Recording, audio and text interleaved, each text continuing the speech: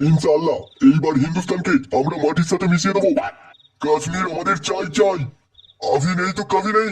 আগামীকাল সকালে আমরা কাশ্মীর হামলা করব। সবাই রেডি তো? জি জনাব, আমরা রেডি আছি জনাব। কাল এই হিন্দুস্তানকে বুঝিয়ে দেবো এই পাকিস্তান কি করতে পারে। ঠিক বলেছে ভাইজান, কাল হিন্দুস্তানের লোকেদের কুত্তার মতন দৌড়ে দৌড়ে মারবো। হায় আল্লাহ, সবকো কায়ামত রাখ আল্লাহ। সবাই মিলে একসাথে বলো, পাকিস্তান জিন্দাবাদ, হিন্দুস্তান মুর্দাবাদ। পাকিস্তান জিন্দাবাদ, হিন্দুস্তান মুর্দাবাদ। আজ তাহলে আছি জনাব, বেঁচে থাকলে আবার দেখা হবে। খুদা হাফিজ।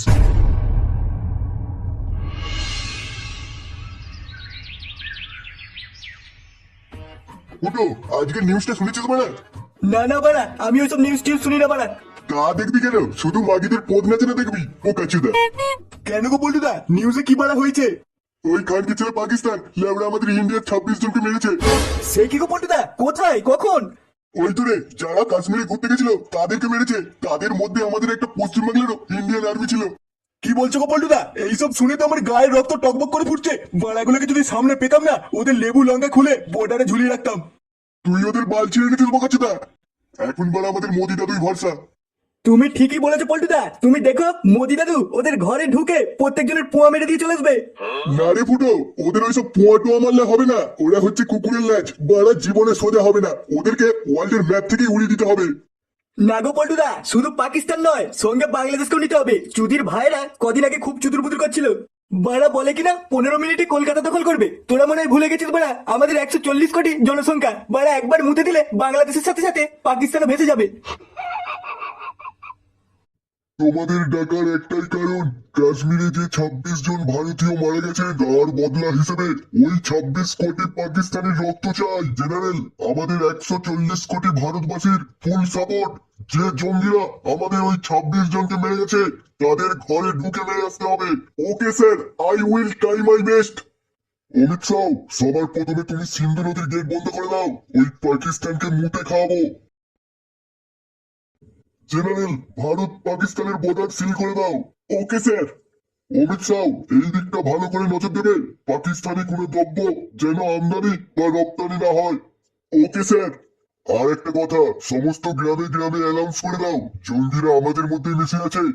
জনসাধারণ যেন সতর্ক থাকে। মাশাআল্লাহ, সুবহানাল্লাহ, আল্লাহর রহমতে আমাদের কাজ সফল হয়েছে। সবই আল্লাহর ইচ্ছে ভাইজান।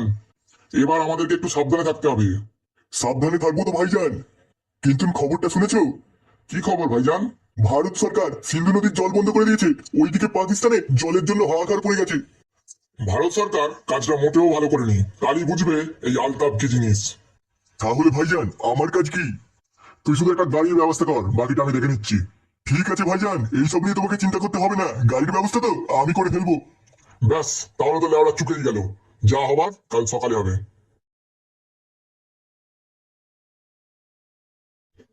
শুনুন শুনুন শুনুন, আপনাদের জন্য বিশেষ সতর্কবার্তা। আপনারা সবাই জানেন কাশ্মীরে পাকিস্তানি জঙ্গিরা 26 জন ভারতীয়কে হত্যা করেছে। আর ওই পাকিস্তানি জঙ্গিরা আমাদের বারপুর গ্রামের জঙ্গলে ঘোরাফেরা করছে।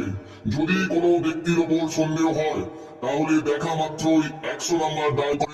দাদু দাদু, এই ডঙ্গিগুলো খুব বাজে, বলো বারে কতজনকে মেরে দিয়েছে। দাদু, আমার খুব ভয় করছে। আমি আজকে স্কুল যাবো নি। তুমি ভয় পেও না দাদু ভাই, আমি তো আছি। তুমি স্কুল চলো, আজ তোমায় একটা চকলেট কিনে দেবো। আমি কি ছোট আছি নাকি মানে চকলেট খাবো? তুমি আমার টাকাটা দিয়ে দাও, আমি আমার মনের মতন জিনিস কিনে নেবো। ঠিক আছে দাদু ভাই, তাই হবে। অনেকটা দেরি হয়ে গেছে, তাড়াতাড়ি স্কুল চলো। আর ওই পাকিস্তানি জঙ্গিরা আমাদের বারপুর গ্রামের জঙ্গলে। তোর মানে আজ মনে হয় ফাটা আসবে না। যাই, আমি স্কুলে ঢুকে পড়ি। কেউতে দাঁড়া, আমি যাবো। কি রে চোদনা, এত দেরি হয়ে গেল? লেওড়া, আমি তো ভাবলাম তুই আর আজকে আসবি না। তে বলেতে আমি আসবো না। লাটটাই মাইক পতান হচ্ছিল, ওটা শুনতে দিয়েই দেরি হয়ে গেছে। দাদু ভাই, তোমরা গল্প করো, আমি তাহলে এখন আসি। ওইদিকে লেওড়া মেলা কাজ পড়ে আছে। আতি মানে লেওড়া টাকা থেকে দেবে? এই দেখো দাদু ভাই, কথায় কথায় টাকার কথাটা ভুলেই মেরে দিয়েছি। এই নাও দাদু ভাই, 10 টাকা। ঠিক আছে দাদু, তুমি তাহলে এখন আতো। কি রে চোদনা, স্কুল যাবি না এখানেই দাঁড়িয়ে থাকবি? বালদাতে স্কুল যাতে তোমার তোদনের দোকান তো, ওখানে একটা কাজ আছে।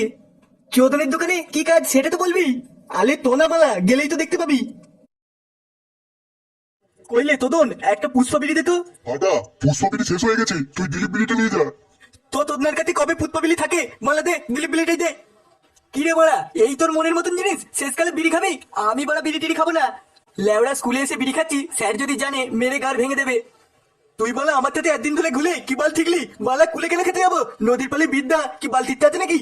হ্যাঁ ফাটা, তুমি একদম ঠিক বলেছো। তোমাদের মতন বয়সে আমরাও স্কুল বন্ধ করে ওই নদীর পাড়ের ব্রিজে কত যে বিড়ি টেনেছি, লেওড়া সেসব কথা এখনো মনে পড়ে। থাক বলা, তোকে আর মনে করতে হবে না। তুই বলা বিড়িটা ফটাফট দে।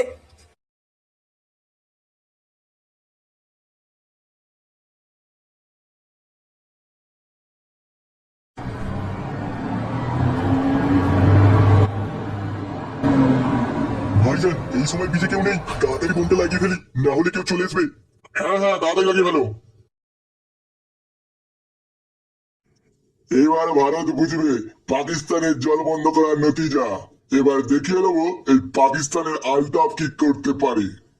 এই সিন্ধু বিয়ের সাথেও গোটা পাঞ্জাবকে উড়িয়ে দেবো।